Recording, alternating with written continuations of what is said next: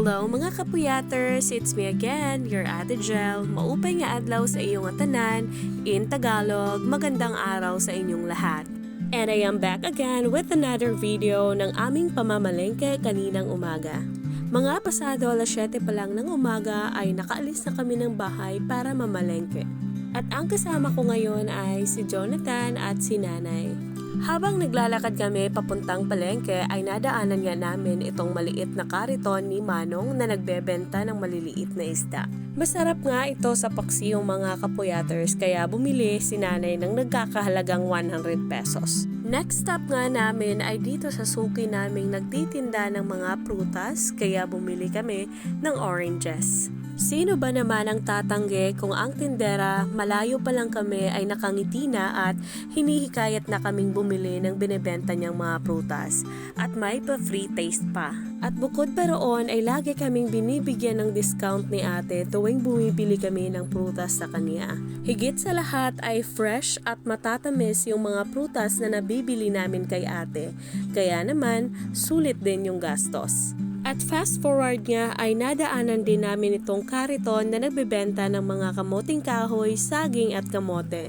Bumili lang naman kami ng 1 kilong kamoting kahoy na nagkakahalaga ng 60 pesos. Ito naman ay para sa aking hapunan. Isa din ito sa pinakapaborito ko sa lahat ng mga root crops. Plano ko nga itong gataan, lagyan ng konting asin at asukal, solve na ang aking hapunan. Sa pagkakaalam ko ay maraming luto ang pwedeng gawin sa kamoting kahoy, katulad na lamang ng kamoting kahoy na puto, suman, cassava cake at cassava roll. Pagkatapos nga namin bumili ng kamuting kahoy ay nakita namin dito si Nanay na bumibili ng kangkong para sa aming tanghalian. Kami naman ni Jonathan ay dumiretso dito sa binibilhan namin ng gulay para sa aming alagang aso.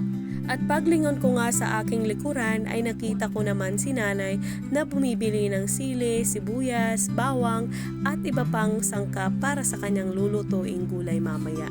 Pagkatapos nga niyang bumili ng mga sangkap ay bumili siya ng konting karne para naman ito sa tanghalian kinabukasan. Every other day lang kasi namamalengke si Nanay. Kami naman ni Jonathan ay tumawid sa kabilang kalsada nung makita namin itong mga hinog na bayabas. Bumili nga lang kami ng kalahating kilong bayabas na nagkakahalaga ng 50 pesos. Na-miss ko na rin kasing kumain ng bayabas. Sa pagkakaalala ko ay more than 6 years na simula nung last time na nakakain ako nito.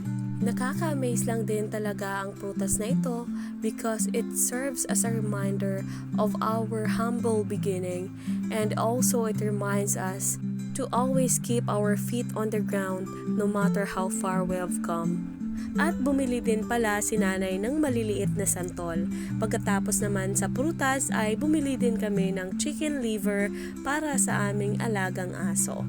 At finally, ang last stop namin ay dito sa maliit na tindahan na nagbebenta ng mga fresh na gulay.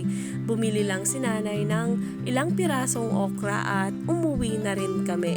At hanggang dito na lang ang ating video mga kapuyaters.